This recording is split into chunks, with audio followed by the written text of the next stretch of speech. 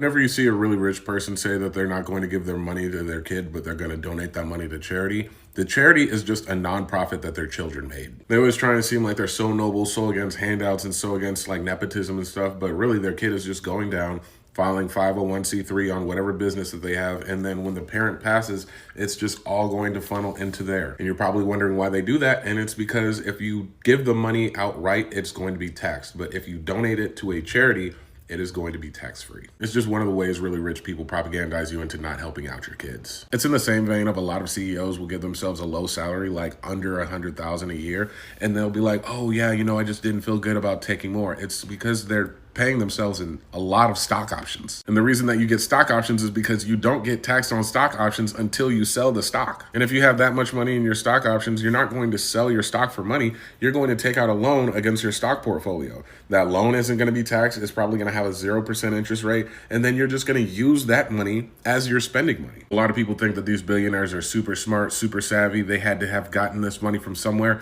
Really, it's because they hired the right accountant.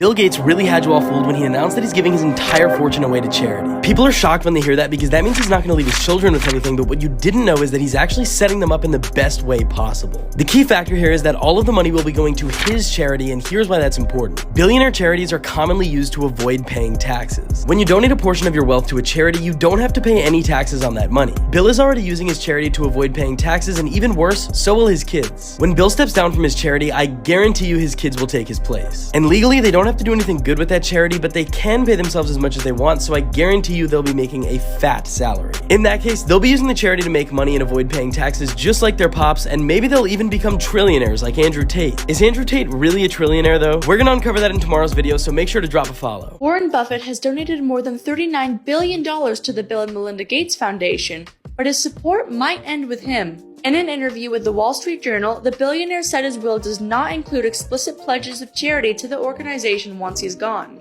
Up until now, there has been no exact indication of what might happen with his fortune in the event of his passing. The 93-year-old says his remaining wealth, which is worth around $127 billion, will be put into a charitable trust overseen by his 3 children, Howard, Susie, and Peter. His children said they have not made concrete plans for how the money would be spent, but Buffett's daughter imagines it will be probably some continuation of what we've been doing.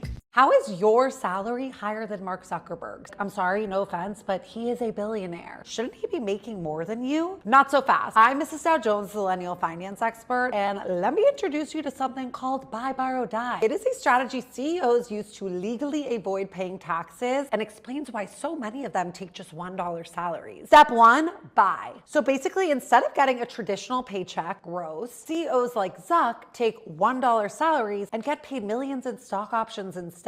Step 2, borrow. So when CEOs like Zuck need cash to fund their lifestyles, pay for UFC trainers and 900K watches, they take out loans against their stock options instead of selling them, because loans aren't considered income, so they're not taxed, and the interest rate on loans is usually way lower than capital gains tax rates. This also means that their stocks can continue appreciating in value while serving as collateral. Step 3, die. So basically, when these individuals pass away, their heirs are going to inherit their stock options at current market value, thanks to the stepped up basis. So basically, this means that their heirs will get decades of capital gains effectively tax-free. And by the way, you don't need to be a billionaire to buy, borrow, die. If you have appreciating assets like stocks or real estate, you can borrow strategically against them. Let me know if you want a video on that too. Follow for more rich person money secrets. Congrats on making more than Mark, and stay rich.